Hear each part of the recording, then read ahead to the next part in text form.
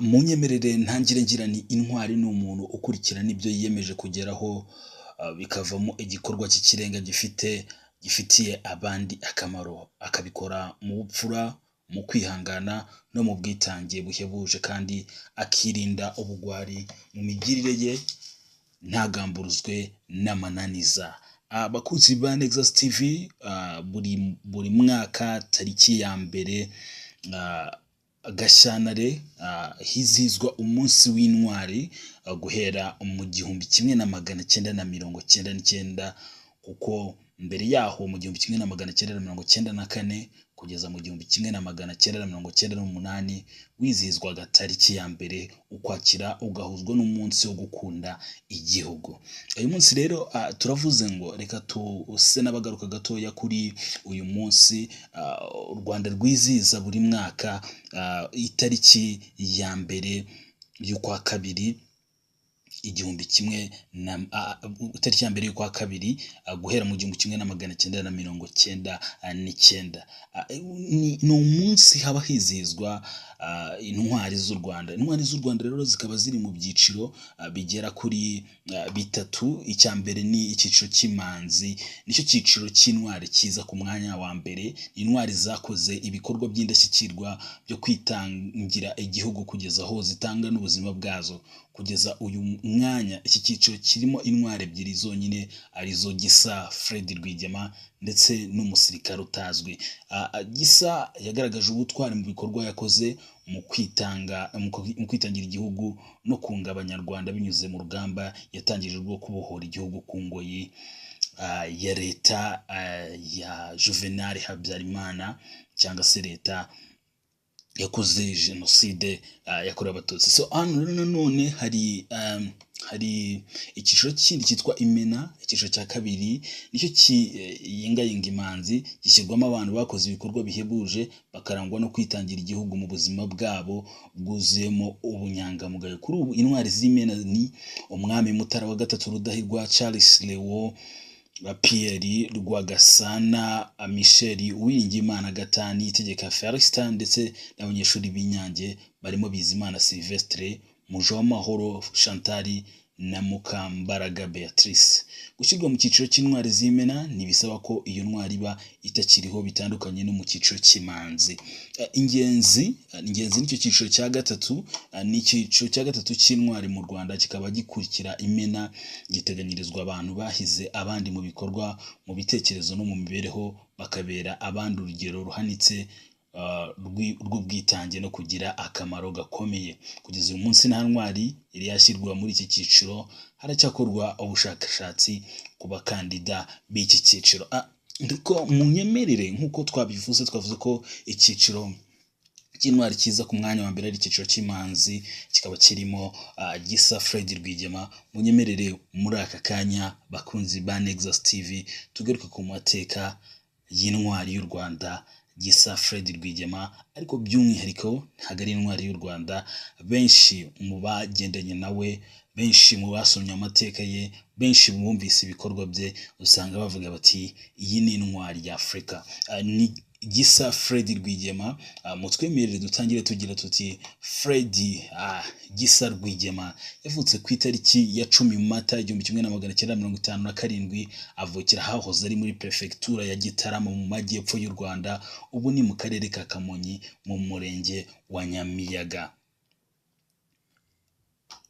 Mu 1960 we n'ababyeyi be bahungiye muri Uganda, bajya mu nkambi ya Nshungerezi mu karere ka Ankole, nyuma y'ubugizi bwa nabi no kumenesha Abatutsi igice kimwe cy'Abanyarwanda mu cyo ubutegetsi bw'icyo gihe bw'isi impinduramatwara yo muri 1959. Yabanzirijwe n'urupfu rw'umwami. Iyo mpinduramatwara cyangwa se icyo bise impinduramatwara ubutegetsi bwariho icyo gihe, yabanzirijwe n'urupfu rw'umwami Mutara wa gatatu Rudahigwa n'ihirikwa ry'ingoma ya murumuna wa Kigeli we ya murumuna we Kigeli wa gatanu Ndahindurwa.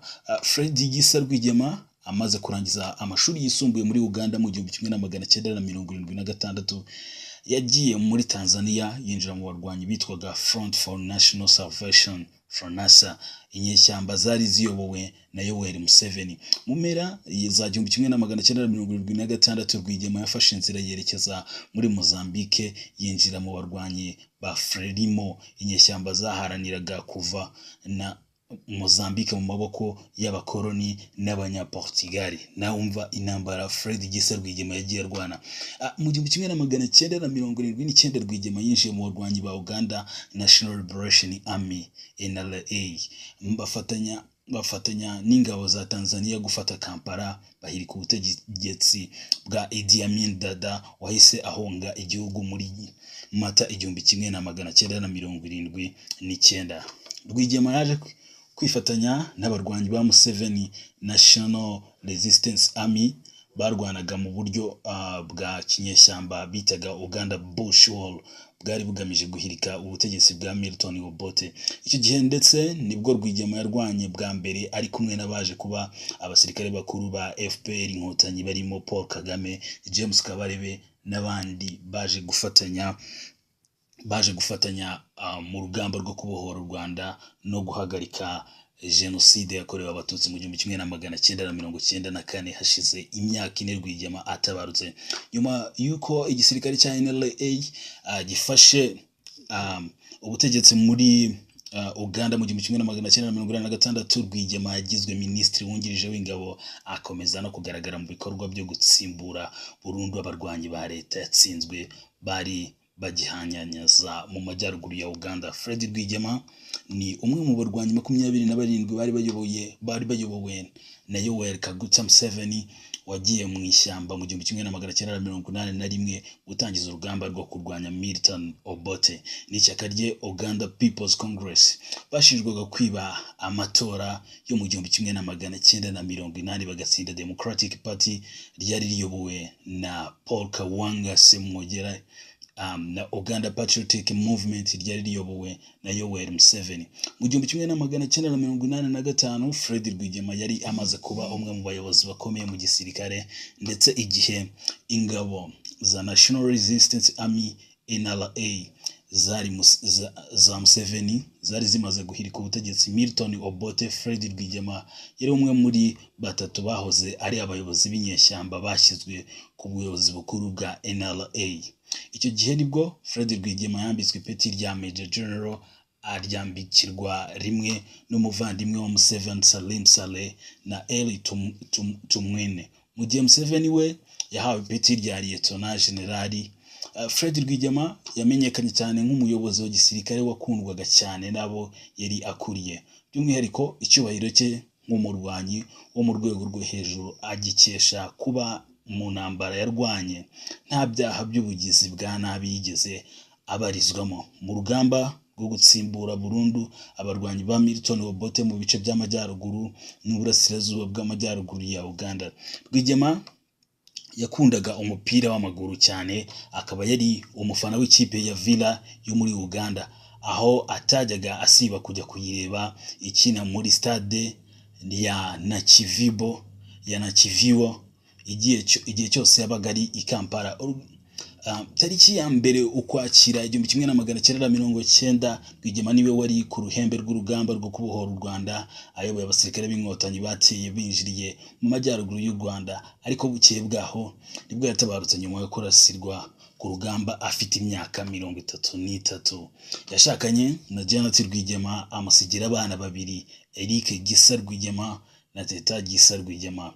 Nyuma y'itabaruka rye yasimbuwe ku buyobozi bw'ingabo za RPA na Paul Kagame wari ufite ipeti rya Major General, ayobora urugamba kugeza ku nsinzi yo kuya 4 Nyakanga 1994 aribwo inkotanyi zahagaritse Jenoside yakorerwaga abatutsi.